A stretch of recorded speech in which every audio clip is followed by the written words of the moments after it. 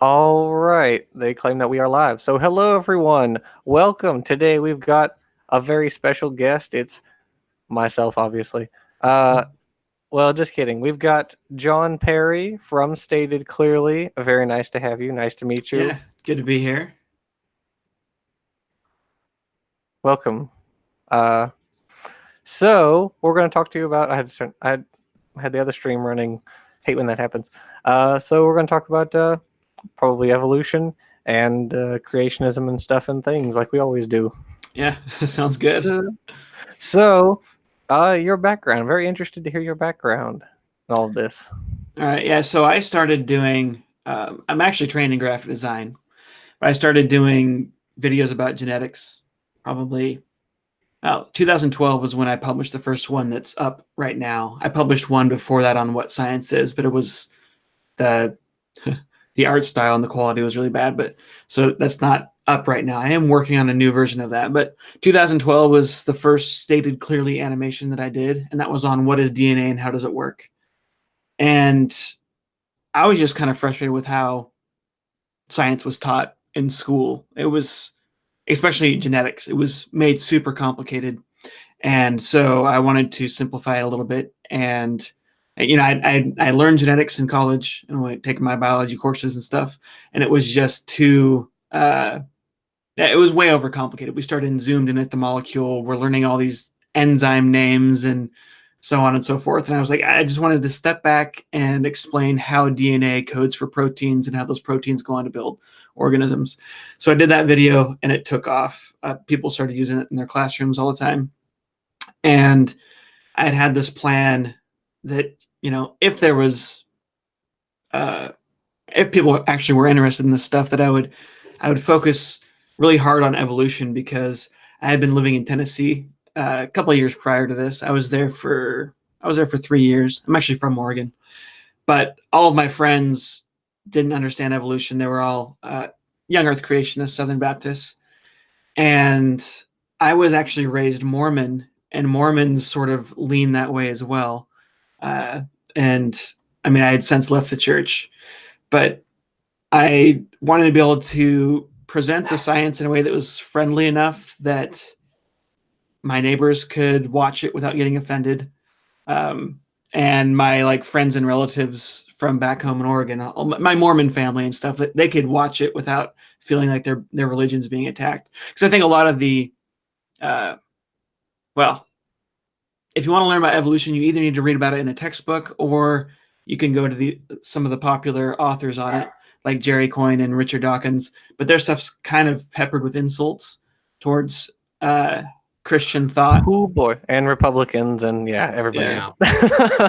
So I wanted something that was really friendly, could be used in schools, could be used by teachers who are having trouble teaching evolution in school, and could be used by people that are just religious and want to learn how this stuff works without having to be constantly reminded that, or constantly feel like their religion is a problem while they're learning it. Because you've got a student that's at school.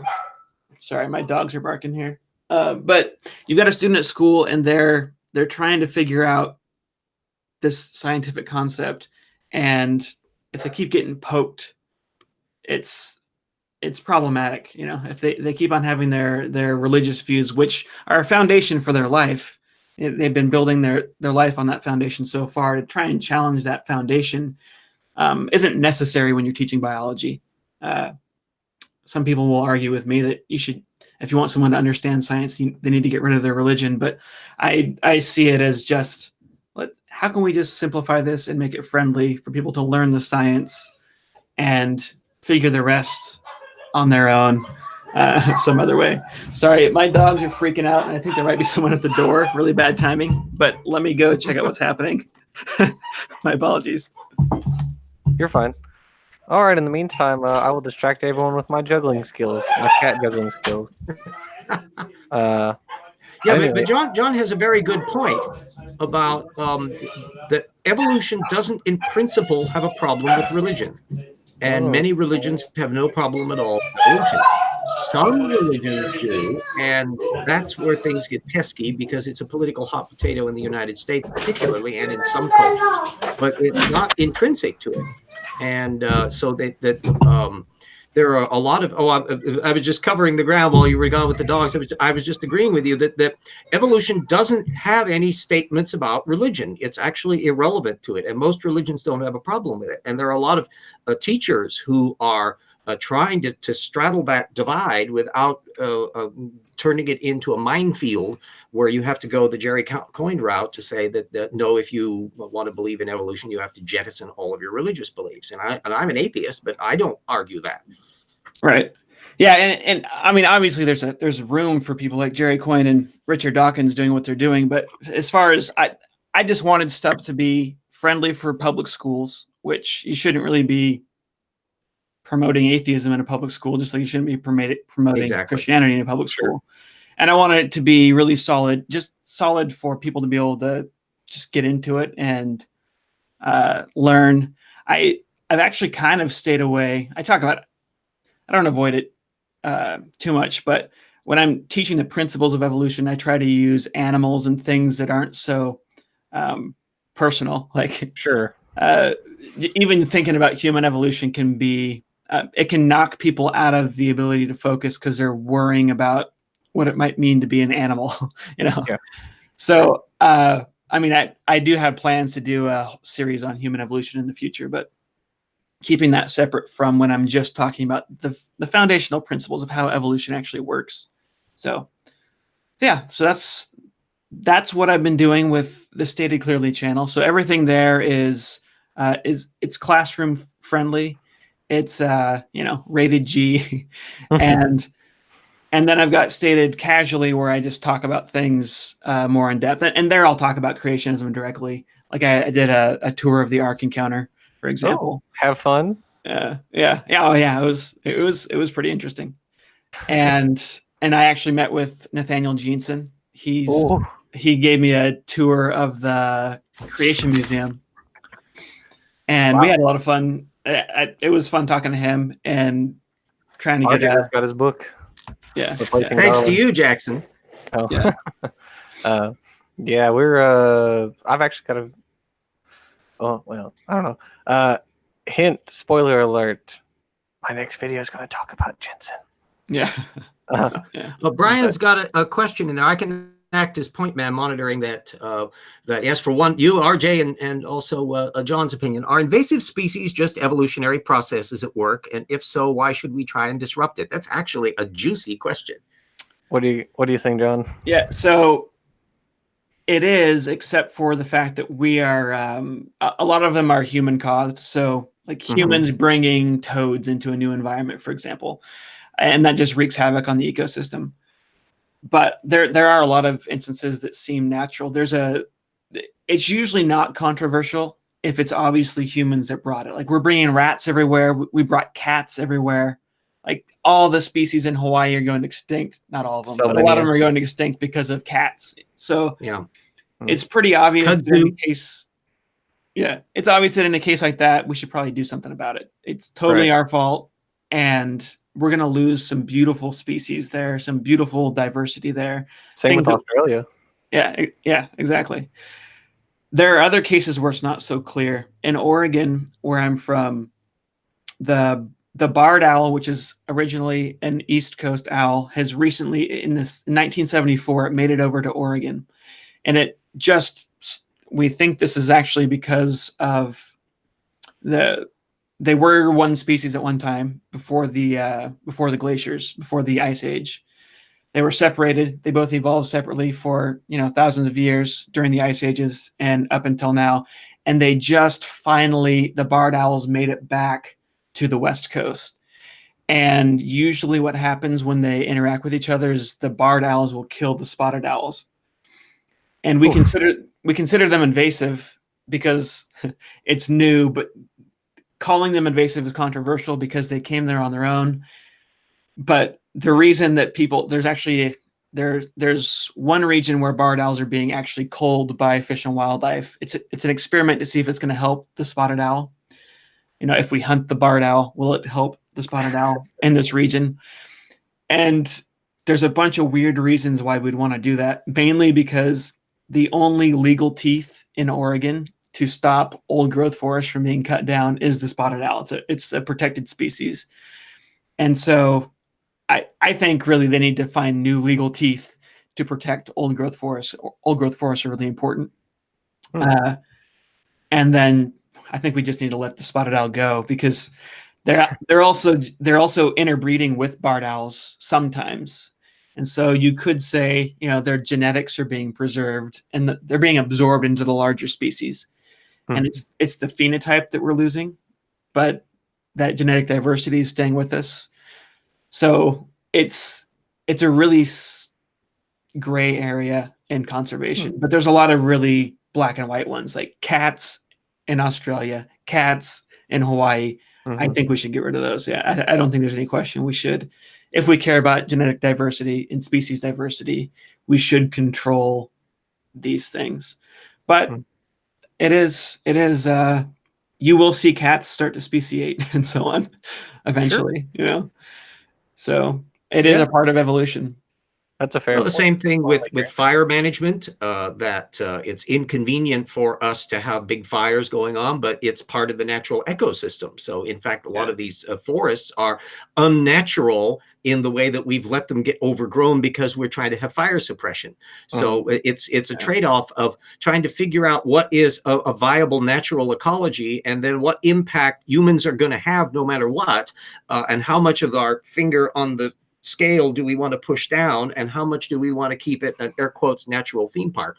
The same thing with cultures like systems like England. I don't think you could find too many spots in the entire British Isles. This is as it was a few thousand years ago. It's an entirely unnatural landscape now. To your point about the genetics, because you came back to it, we came full circle and we started talking about genetics again. You're talking about the video and how difficult genetics is. I actually just took my collegiate genetics course, and that is some hard crap. That is a lot of material. It is overwhelming how much genetics material there is, and it's we didn't even scratch evolution really. Just she kind of mentioned it as like at the very start, like, this is what transmission genetics does over time, but you focus almost entirely on just the transmission aspect of it, like Mendelian, non-Mendelian inheritance, epigenetics, things like that. But yeah, it's astoundingly difficult, and there's just so much. Lots of formulas with summation signs in them. Yeah. And so I'm glad that there are people making videos about this kind of stuff. Yeah. My goal is to, right now I've actually backed up a little bit and gone to chemistry. Like right now I'm working on What is a Molecule is one of my videos, because I want to have a chemistry series that gives a little bit more foundation to biology. And I've been doing stuff on life origins chemistry. And, there just wasn't a whole lot online about life origins. And so I've done a couple of videos on that. I've got a couple more that I'll be doing. And that's kind of pulled me to an aside for the past year or so. That's just on, chemistry and chemical reactions. But the direction of my work is to get back in deep to evolution and genetics, which is the core of my interest. Yeah. Oh yeah. Chemistry is at the source of it all. That's why you got to take. If you're going for a degree in biology, I had to take two semesters of regular chemistry, plus a semester of organic chemistry, and then you have labs associated with each of those. But organic chemistry really doesn't talk about. It's not until I guess you get into biochemistry that they really talk about like life stuff. Organics just. Yeah. How does carbon fit with these other carbons, or these oxygens and whatnot? We've actually done a few videos on origin of life stuff, abiogenesis, and those technical papers are really intense because they're combining, biochemistry and geochemistry and physics, and abiogenesis is at the interplay of all of them. Yeah, and it causes all kinds of communication problems too. I go to their meeting. I work for the Center for Chemical Evolution. I do a video once a year for them. And this year I'm doing two. But their so I go to their meetings and stuff, and there are some, they've been around now for I think it's either 10 or 15 years that they're coming up on. They've been around for a while, so they've been able to work through a lot of this stuff. But early on, they were talking past each other all the time. When you have a biologist and a chemist, working together, so it's a neat field as far as seeing how all these different researchers come together and try and work on the same problem. And it's a complicated problem. I mean, we want to find a robust pathway from chemistry to life, and we haven't found a solid one yet. But we have a lot of pieces of the puzzle that seem to be pretty solidly figured out. But there's a lot of pieces that are missing. And sorry. Yeah, go ahead. Have you read Nick Lane's book, The Vital Question? I have it, but I have not read it, but I do have it. Yeah. It nearly brought me to tears. It's a beautiful book. I highly suggest it. Oh, cool. Yeah. That and I'll have to dig in.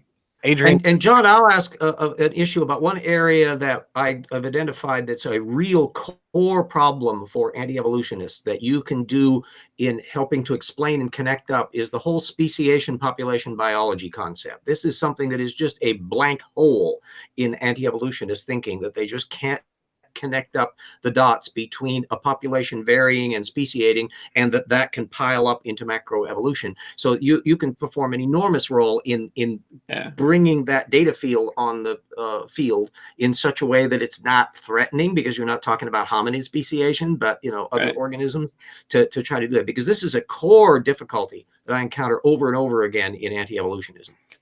Yeah, and a lot of things I have on my list of things to do in the future. I'm looking at it's on my whiteboard over here. One of them is I want to really tackle the I want to tackle body plans with some of the Evo Devo stuff. Don't go Simon Conway Morris on us, please. And I want to tackle punctuated equilibrium, because that's super misunderstood. Oh yeah. Oh yeah. I did a whole posting on it because it's one of those tropes that pops up in anti-evolutionism, and I keep track of all anti-evolutionist comments on punctuated equilibrium, and all of them get it wrong. Right. I mean, well, okay. So the way that I see it, what a bulk of creationism seems to be to me is just people that are itching to find a confirmation of their concept. And so if they hear anything that sounds like there's a doubt about how something works, or it sounds like it supports what they think, they're just going to parrot that in the worst possible way. And even it gets into their brain in the worst possible way. It's not that they're necessarily trying to be malicious. It's that they're excited, right? And so, yeah, things like punctuated equilibrium, things like even the word genetic code, or when you talk about molecular machines, information. Yeah. So these are all like really important concepts. Like the ribosome really should be thought of as a molecular machine, but not like that. That doesn't mean it does not evolve. It did not evolve, right. Or that it's natural. I mean, it's got a bunch of moving parts that function together to perform functions. I mean, when we look at the modern ribosome, that's what it looks like. But we can piece together how it evolved, and people are doing that. There's actually a new center opening up. I think it's next year that it first starts. That sole focus is the origin of the ribosome. So I'm really excited to see what they come up with there, because the origin of the ribosome is the origin of protein coding. So yeah, definitely the huge step in the origin of life, and it's something that hasn't been well studied. So I'm excited to see what comes out of that. But that is a major on your body plan thing. An area that you'll want to include and think about, it's kind of like a cutting edge test bed, is the issue about the Ediacara biota and whether or not they were using homeobox genes. And that's kind of a paleogenomic retroengineering thing that keep track of that as a cutting edge example of applying that body plan model to something that's weird. Yeah. Also, you might want to talk to P.Z. Myers about that, because that's his field. Yeah, yeah, yeah. I'm really happy that he started doing his YouTube channel. It's good. It's good to see. It is. It's fun to watch. Yeah, he just did his one on the one on cancer as a atavism was pretty interesting because I've actually seen Elizabeth Panisi at Science Science Magazine, whatever, I guess. She wrote an art, or she wrote a little, because she does little summaries of papers, and so she wrote one about that. And so I didn't know that it was so lackluster, I guess.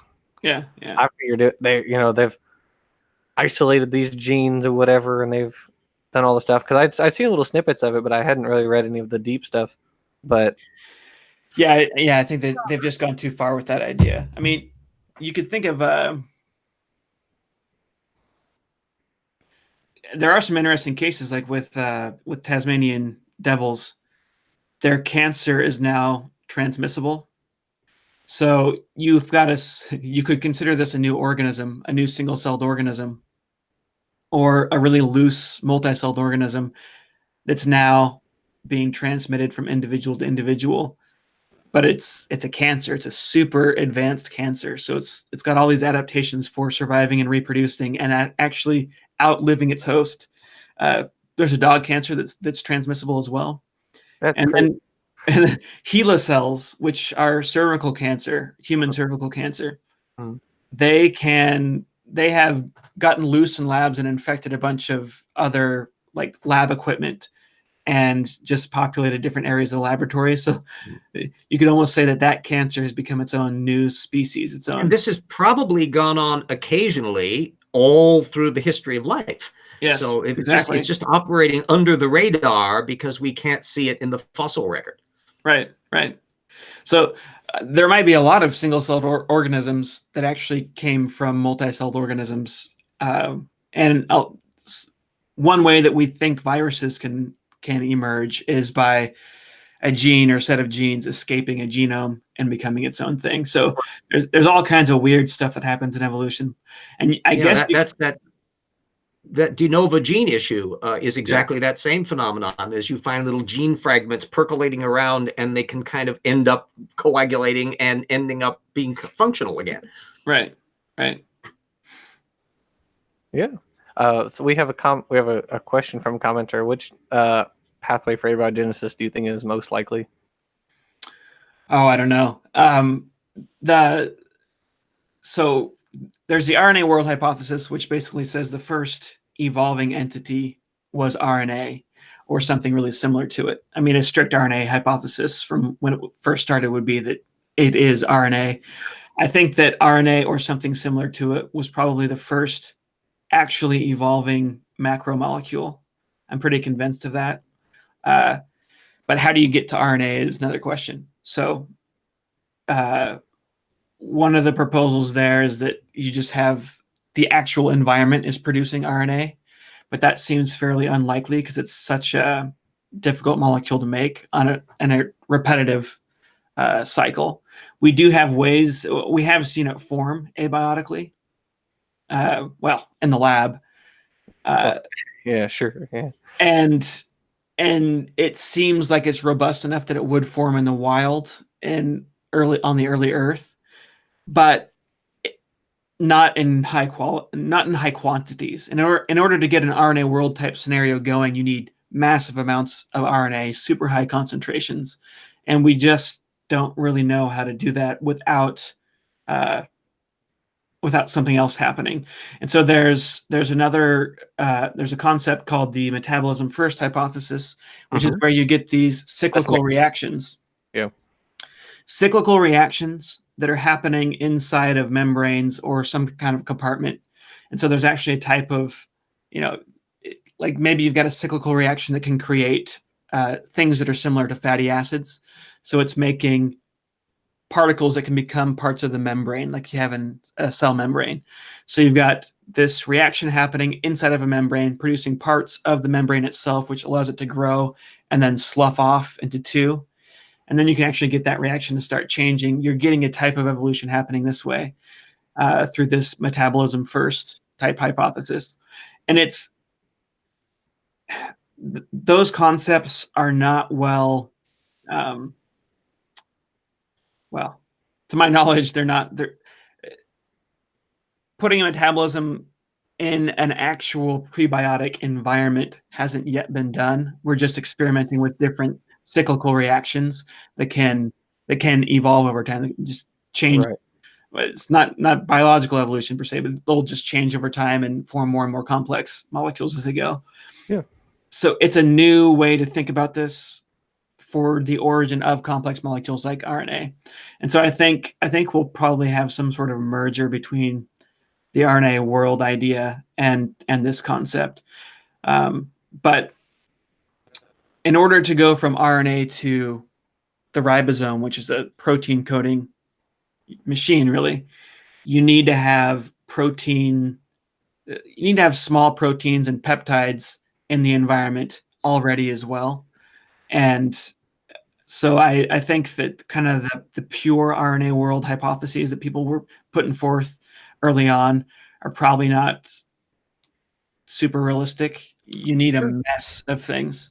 Sure. Yeah, I'm pretty convinced that RNA was the first truly evolving entity in a sense that there's descent with modification that's actually occurring, and those modifications can cause changes in how it functions. And again, it might have been something similar to RNA, but not exact like modern RNA. But that does seem like the most reasonable idea to me. Oh yeah, sure. We have to abandon the monocausisms. Right. Arthur Wallace is a big advocate of metabolism first, and he makes a really poignant point that the moment the replicators get replicating, they're going to eat themselves out of house and home if they don't have an already extant metabolic system that gives them raw materials to play off. Right. So I think it's an elegant argument. The teaser, to me, the most fascinating thing is that the core of the ribosome is an RNA molecule, not a protein. Yeah. And so that's just teasing at us. Something's going on here. And then another thing that's popped up, the two things that I keep following is one is the codon system, and that the idea that the original codons may have only been duplexes rather than triplexes and would have had fewer proteins and all of that stuff. And then the idea that DNA came along as like a parasite of an RNA replicator system, and that eventually ended up as the thing that went out. And I suspect this is probably hundreds of millions of years before Luca, because you have a whole seething mass of competitive ones that have only fragments of which ended up in the finished system. Matthew brings up a question. He was asking it to me, but I think it's perfect for all of us. Do you think it's possible that viruses could have originated as an evolved mechanism for horizontal gene transfer? Ooh, that's a can of worms. Yeah, well, I mean, viruses there's a bunch of different ways that viruses could have emerged, or early functions that could have kept them in the game, right?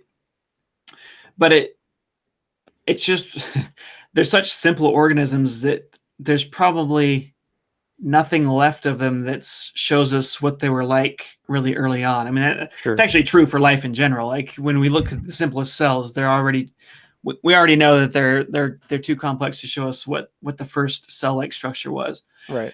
But that's why I think you're always going to have debates about how viruses first emerged. But I think it's probably different for different types of viruses. There's probably lots of different ways that they can emerge, and lots of different origins for viruses.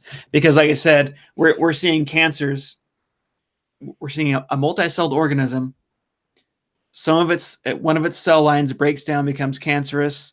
That cancer then develops all these adaptations to make it really successful as a cancer. It can then be transmissible. We're seeing an escape of a small chunk of genes from a larger system. And I'm sure that's been happening all throughout the history of life, and it's happening all over the place right now that we're just not even noticing, right? So there's a million ways that viruses could get their start. I mean, some prions are just protein, aren't they? Yeah. So I mean, you don't even need a genetic material for that. Right. Yeah. I think the issue is in the same spot that geology was in pre-plate tectonics. There was centuries of really wonderful geology work that was done, but an awful lot they didn't figure out because they were missing big pieces, moving plates. Whoa, after that, wow, things start making sense in a way they didn't before. And we haven't hit those connective tissue elements in the relationship between metabolism and inheritance and metabolic cycles and all of that, there's just hints of it, but you're trying to recreate an environment that's billions of years old in its conditions that's not like anything that we have today. So it's a tough nut to crack. Yeah, it is. It was God on the 5th day, obviously. It was the flying spaghetti monster. There you go. Yeah. So I would like to point out that there's a couple of people in life origins chemistry that think that it was just a crazy accident. And I think you can, and by the way, that's no different from a scientific perspective than saying it was a miracle, right? I mean, an accident and a miracle are equally unstudyable. I don't think that's the case because we keep making progress. We keep making these discoveries that make the origin of life more plausible. There's been consistent progress in the field of life origins chemistry. And when you have this consistent progress, you think that you must be at least on the right trail, or at least in the right forest. You might be barking up the wrong tree, but there is that perspective, and a lot of chemists will recommend that their students that want to get into life origins chemistry, they'll say, no, do cancer or something that's obviously practical right now, and then after you're retired or something, get into life origins chemistry. Yeah, you could probably gather all the abiogenesis researchers into a meeting hall at a Holiday Inn and have enough seats for them. I mean, it's not a colossally large number of people. One area that it suddenly occurred to me, James Tour, the religious chemist who's been making the rounds with his anti-evolution stuff about the biogenesis, has done a new lecture video, and it's been making the apologetic rounds. And I know Bill Ludlow and some other people have done some criticism on it, and I haven't had a chance to look at that yet. I think it might be fun to do a hangout where the two of us watch that and see what kind of things we can extract from it in terms of his argument and what information he's talking about, because apparently he takes on Sutherland and Sostak, and he's had some jousts in that from afar. So that could be an interesting little hangout to do at some point at our convenience. Yeah, we can talk about that. Sutherland's Sutherland. Tour's kind of a moron. He was the one who said, you might have seen it, he put out an article a couple years back where he said no one has figured out how macroevolution works, because I asked 3 unnamed biologists and they couldn't tell me. It's like, okay, whatever you say, dear. Yeah, he's posted a long exchange where he kind of apologized, sort of, to Sostak for misrepresenting his argument, and then proceeds to misrepresent his argument further. So it's kind of a peculiar circumstance. There's a question from Godless Galaxy. Wouldn't the appearance of viruses increase complexity or be a brand new factor into natural selection for organisms? I would think both, because they certainly facilitate shuffling in the bringing new genetic information in from another organism, as well as transmitting stuff into other things, and all those retrotransposons and all of that. There's this sea of things that we can see in existing organisms, including epigenetic connections. There's a whole bunch of stuff going on, and even if it's not identically structured in a pre-Luca world, boy, there's going to be stuff like that going on. Yeah, and it's important to point out, too, that viruses, we always think of viruses as parasites, right? But viruses aren't just parasites. They're also symbionts. They have symbiotic relationships, beneficial symbiotic relationships with lots of different organisms. We have viruses that help us digest our food and so on. So ERVs and whatnot, yeah. So there's tons of, I mean, we don't know what came first, viruses or cells. I think most people assume that cells came first, because a virus doesn't have a metabolism, so it can't. No viruses that we know of today can live without cells. So it would make more sense that cells or something like them came first. But I'm sure viruses were there from close to early on. I mean, a virus is just a super, super simplified organism, a super simplified parasite. You know, if you look at a tapeworm, it can't do hardly anything except for sit in your intestines and eat food and reproduce. And it's lost all these features that its ancestors had because it doesn't need them anymore. And a virus you can think of as that. Maybe a spin-off that didn't have them at all. And that's the interesting idea, that they could be components that are part of a structural machine, but never actually had any of those features in them, and they just run amok and do their thing. And the fact that some of them most of them I think are RNA, but there are DNA viruses as well. They're rarer. Right. That not all of them have been there at the beginning of life. Some of them could be spin-offs of metabolic processes since then. What's really interesting is viruses run the gambit on different types of genetics, because you have single-stranded, you have double-stranded RNA, you have single-stranded DNA and double-stranded DNA, and so viruses do all of them, which is kind of interesting. Yeah. Well, depending on what group it is. I also want to ask you about your early videos are over like 1 million views at this point. Mm-hmm.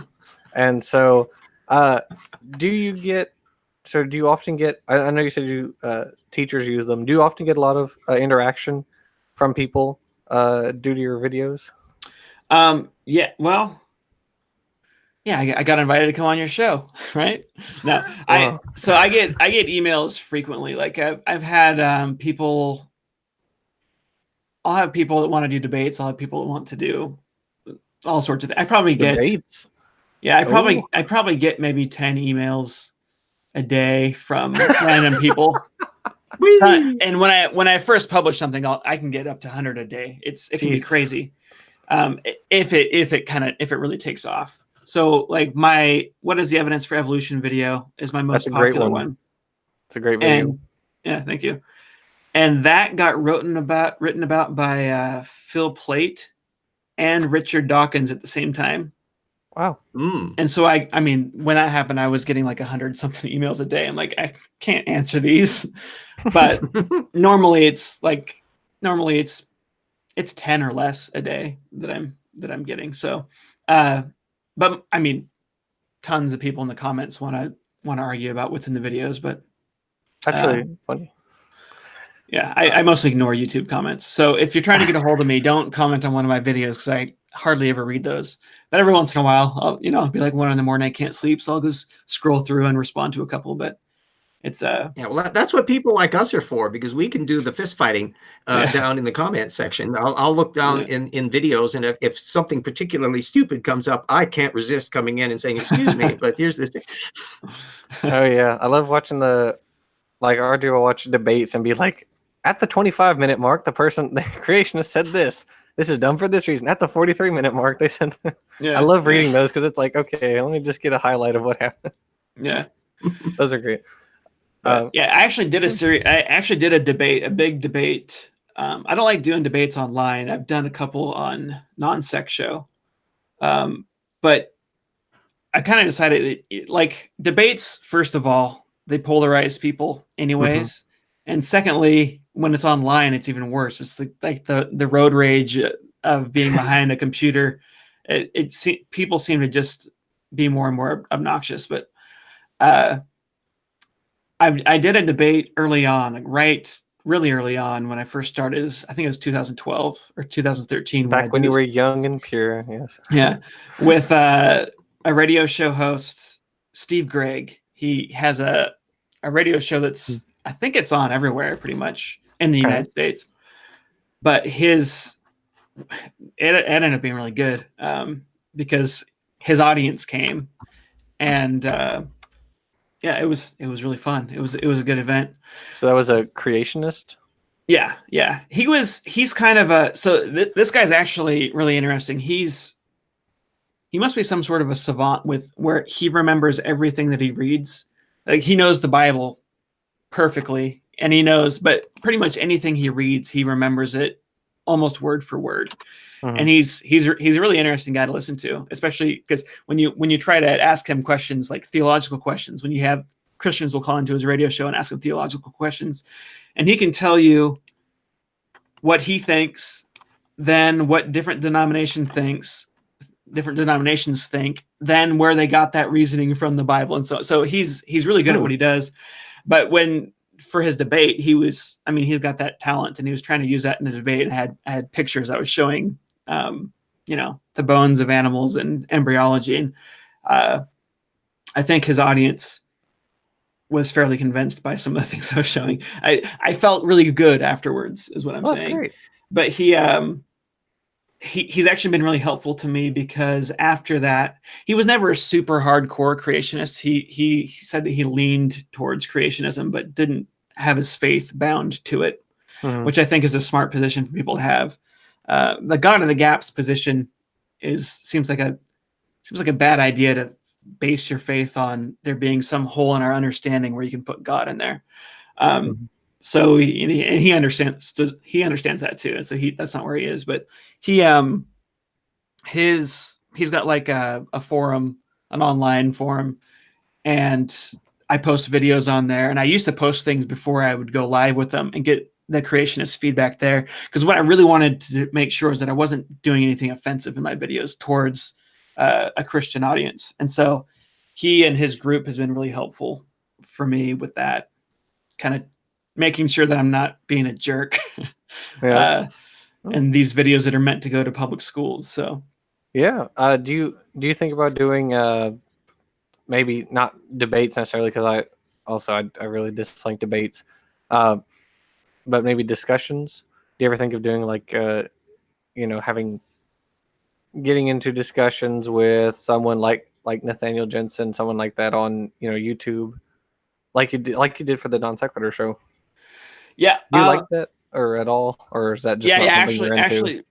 Actually, with Nathaniel, I'd love to do it, because I think that what I could do with Nathaniel is we could just start out with, and I actually proposed this to him, and he was excited about it, but Answers in Genesis wouldn't let him do it. Of course.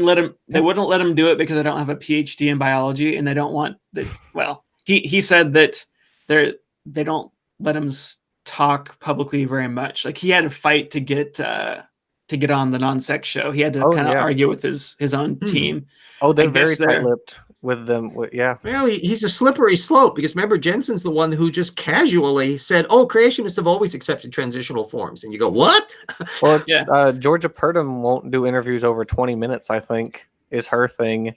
So yeah, they're very, very tight. They're on a very short leash over in Genesis. Yeah, I think like with someone like him, he spent so much getting his credentials that they don't want to let anything ruin that, because he's absolutely.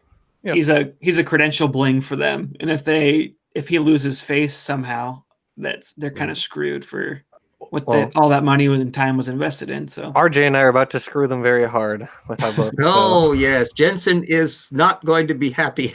Neither is Jeffrey Tompkins and John Sanford and Robert Carter. Oh, every one of them is getting some real dice over in terms of source base. Yeah. Well, if you're aware, I'm a big pusher of the source methods approach to analysis here, which is to recognize that you've got the philosophy, and then you have the data floor, and underneath that, the missing piece, which is source methods. How do they construct arguments? What information do they rely on? How do they build up their hypotheses? Do they pay attention to contrary information, et cetera, et cetera? And at that level, boy, every creationist just disintegrates. Yeah. Yeah, that's absolutely true. And but what I wanted to do with him, what we had worked out, and he was getting excited about this too, is do a 2-hour thing where the first hour he and I are joint teaching how these things work that he understands as well. Because there's a lot of concepts that the public doesn't understand, and that Nathaniel is perfectly good at teaching. And I really want to try and tear down this like Christian versus the atheist thing. I feel like it's a distraction to science education. Yeah, definitely. And so that's what I was wanting to do with him, is like, just let's show the audience that we're on the same page with a whole bunch of stuff, and we divide here, and this is why we divide here. And we weren't going to have any gotcha type things. Like I was telling him exactly what I was going to talk about.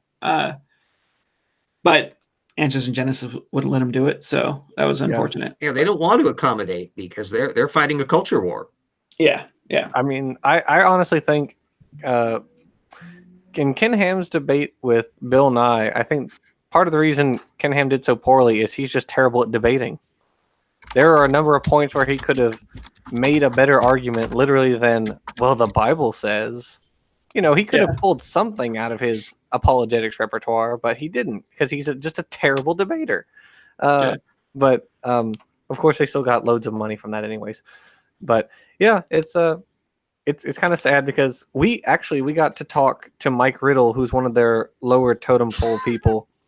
And that was a hoot because I didn't even get in touch with him through Answers in Genesis. I know a crazy street preacher who managed to get us in touch, and so we had him on, and he's just completely clueless. Amiable. Boy, I was asking him again about, he'd repeated over and over again about the radioactive dating of diamonds, that it's somehow mysterious, that there's tiny little trace amounts of carbon-14 in there that date him back like 80, 90,000 years, which is completely off the scope. And I had asked him quite a few years ago, had he ever read the original technical paper that Andrew Snelling riffed off of, and he hadn't. And asked him again with Jackson's thing, and he still hadn't read it. And all he'd done was simply presume that Snelling's version was accurate, and it wasn't. It was pretty funny. Yeah, he couldn't tell us that if two different species of parrots were in the same kind, so that was something.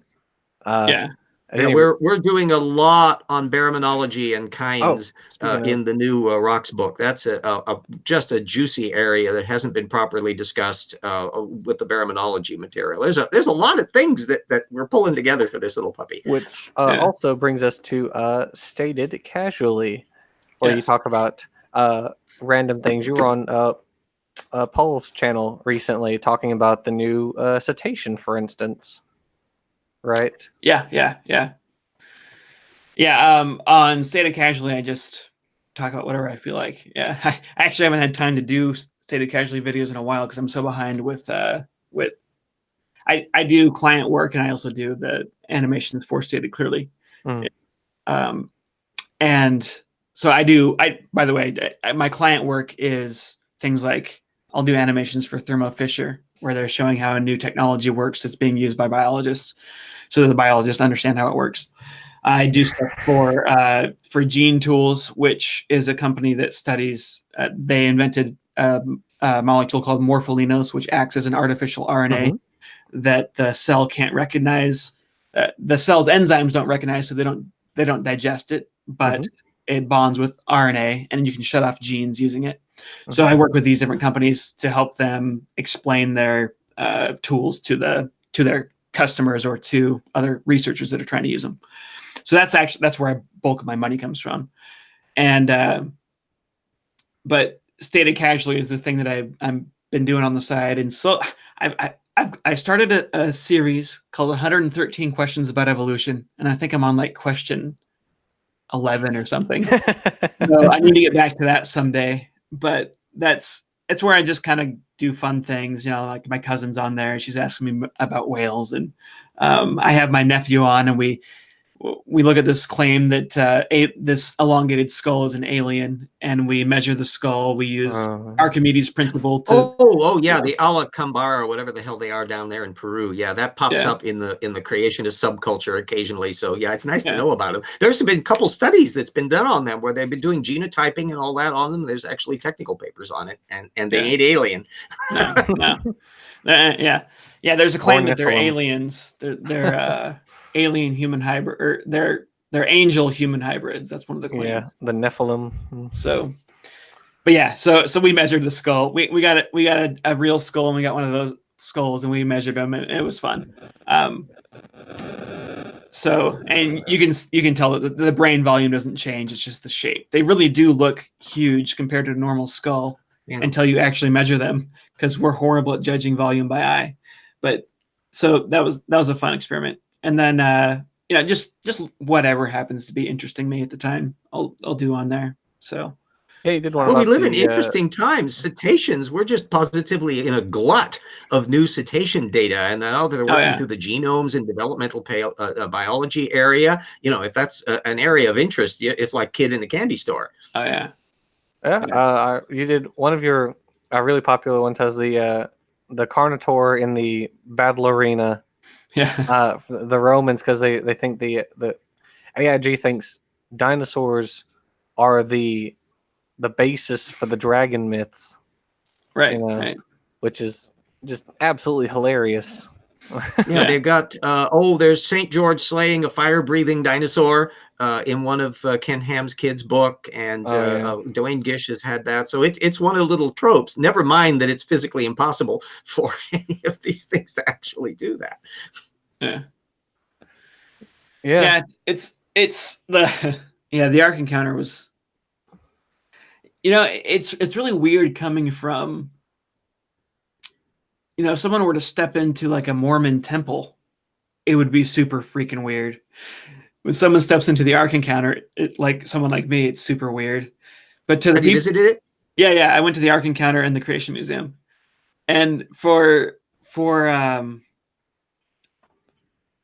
the people that are raised with that, it's super weird to step into a university. It's interesting for me to see, like, just how worldviews work. For me, being raised Mormon and losing my faith, and then I've lived two lives essentially, and it's a neat thing to be able to see that, and to see, I can see for myself how a shift in worldview changes everything, and almost everything, and what comes through after that. I'm not actually a huge advocate of atheism.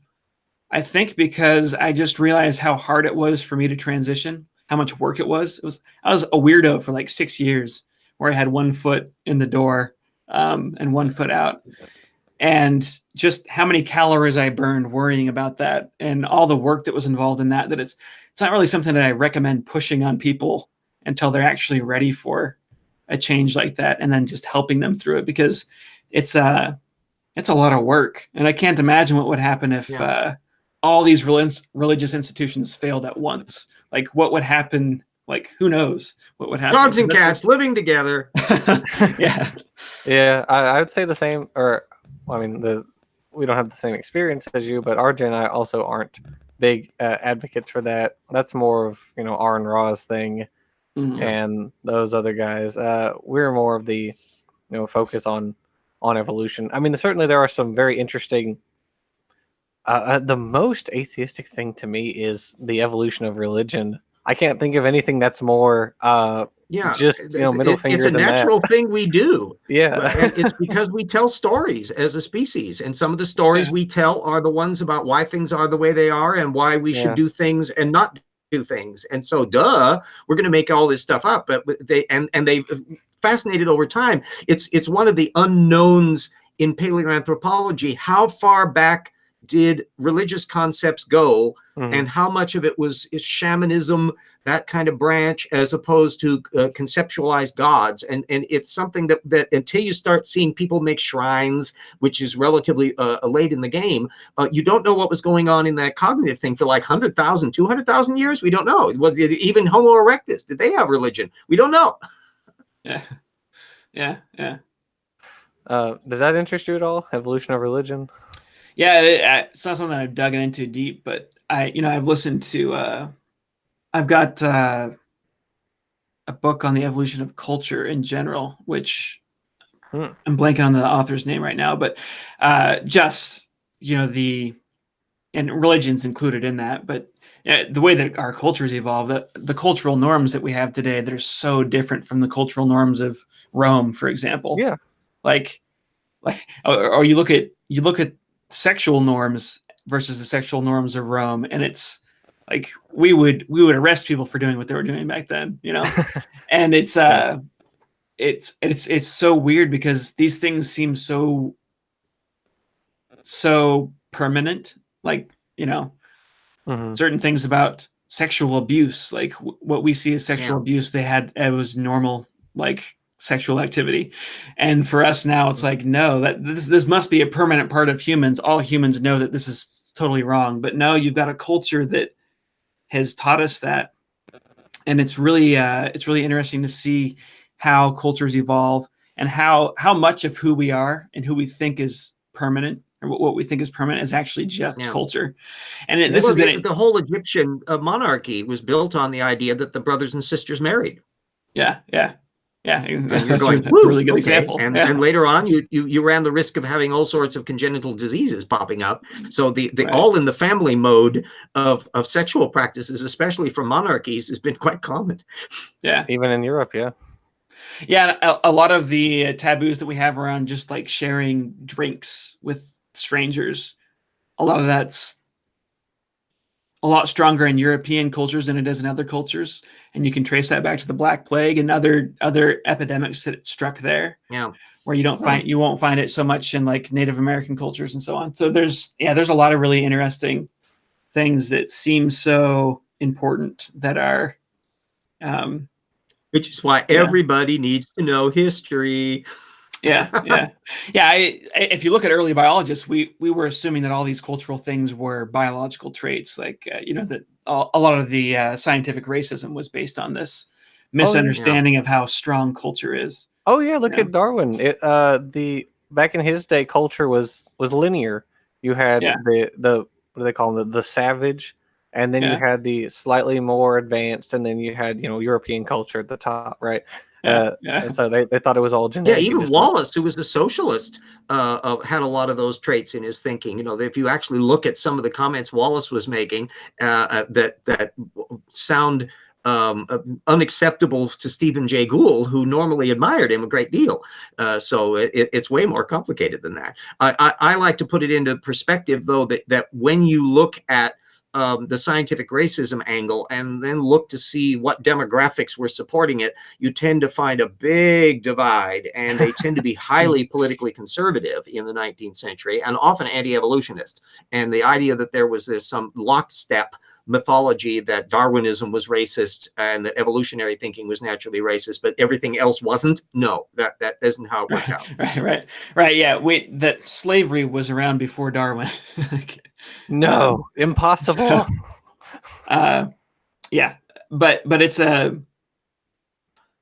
it's definitely something that you don't want to come back, and it's easy for that stuff to come back. So it's all too easy. Yeah.